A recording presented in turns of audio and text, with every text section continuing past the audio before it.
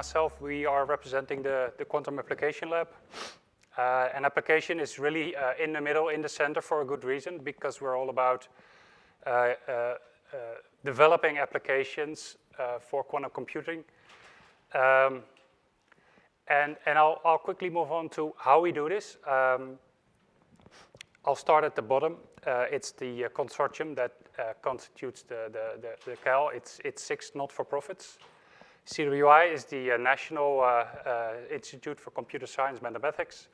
We have hardware providers with TU Delft, the Quantum Inspire, and the SURF cluster in the Netherlands, which is for HPC. And there's applied science by TNO, the UVA, which is the University of Amsterdam, for quantum algorithms and software. And then we have eScience Center for software development for research. So combined, we think we have what it takes to get to useful applications for quantum. On top of that, we have some partners. I would say we don't mind whether qubits are based on atoms, photons, electrons. We like them all, and we are especially proud to have partners like IBM, AWS, and Xanadu to use their technology ultimately for the most important part, which is all the way at the top. Participants, which you could consider clients in a way, but we call them participants in our projects, that ultimately drive the questions that are around more compute capabilities. I think that really is what the Quantum Application Lab is all about, centered around the need for more compute capabilities for optimization, machine learning, and simulation. I know this talk is supposed to be about simulation, I think, predominantly, but we also have some examples on those use cases for optimization and machine learning. And I think in future, there will be thousands of applications for clustering, imaging, search, ranking, and all the other stuff that quantum computers are good at. So this need then is essentially thrown at us or brought to us by the central question on how and especially when quantum computing will impact organizations and not just their own organizations, but then also their clients and services they provide. So we see a demand emerging for application development or application roadmap development. That is all about assessing the current capabilities, but also the limitations over certain time frames, and the need, or at least the initial interest to build capacity. So hands-on experience, trying out what works and what doesn't work. And I like to see this as solutions. I left the parenthesis out, but really, what I hear from clients, they don't necessarily want to know what quantum is. They want to know what quantum does. And in fact, if you can do this by emulating or annealing or simulating, typically if there's an advantage or there's a speed up, they're pretty happy already. So that is helpful. And then even more tangible is the sharing of cost and risk, and the fact that we're collectively creating a market is typically what we hear from clients. So this is essentially only interesting if that demand sort of matches your perspective, but I'll anyhow comment on the offering.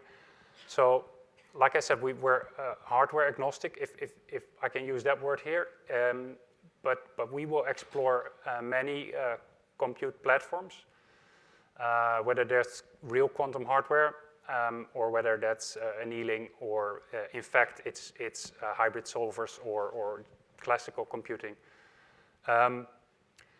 We do this with a very diverse group of engineers, architects, developers, scientists, researchers, and that ultimately is a team that we can contract.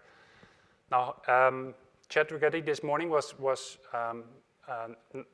so nice to sort of introduce the perspective of the Netherlands, why he chose for the Netherlands. So I'll rather have him talk about the benefits of the Netherlands, but I'll just add that even before Quantum Delta initiated a large program out of the government, the Netherlands already ranked quite well in terms of competitiveness and innovation based on semicon or photonica or nanotech. So it is a quite creative setting, I would say, a lot of vibe and buzz around early stage application development.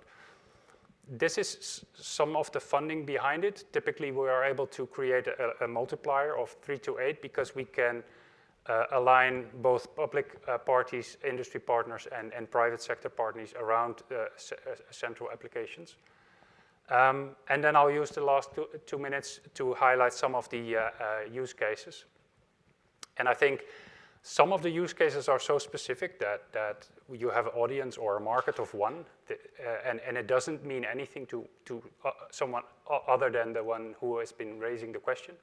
But I think a large cluster of applications will provide you sort of a proxy toward market adoption and capabilities. So within aviation, we looked at the rostering problem of a large aviation company. We made the mathematical representation by formulating this as a QUBO, and we've used 3 approaches. And as a result, the aviation company was able to use a quantum way to solve a rostering problem and build some initial capabilities on how perhaps future use cases will even be more impactful once the hardware scales. In Earth observation, we've been looking at bathymetry, which is the discipline of predicting water depth. And we were able to faithfully reproduce classical output and have the machine learning model be pretty accurate, close to the same accuracy, but then with fewer data. And if you're interested in this topic or this approach, on the Penny Lane platform, we published a blog post which has much more details about what we've done here. Then moving on to something I think which is prevalent in the whole of the world is the energy transition. And here we looked at something which is called the N-1 problem. Now, and why, for example, this is relevant now is because if governments are thinking about increasing net capacity, I've been told that it's not so much that the grid is full, but it's the way we calculate buffer capacity that is very time consuming. So we took a problem that is well known. It may not be the best suitable problem for quantum, but it is bringing home that message that people can relate to. And now we're working on a second problem in power flow estimation and state analysis. And then finally, we've been looking at hydrogen production. With Toyota, we are looking at simulation for it's a difficult word. Photocatalysis for water splitting. To be fair, we need a better hardware to really get to more and meaningful output. But this initial project already showed that Toyota is actively investing in this field of research. If you're interested, we tend to spend more time on the GitHub repository than the website. So the website is pretty lousy at this stage, but on the GitHub, you'll find all, or at least most of the results what we have. And otherwise, feel free to reach out. Thank you.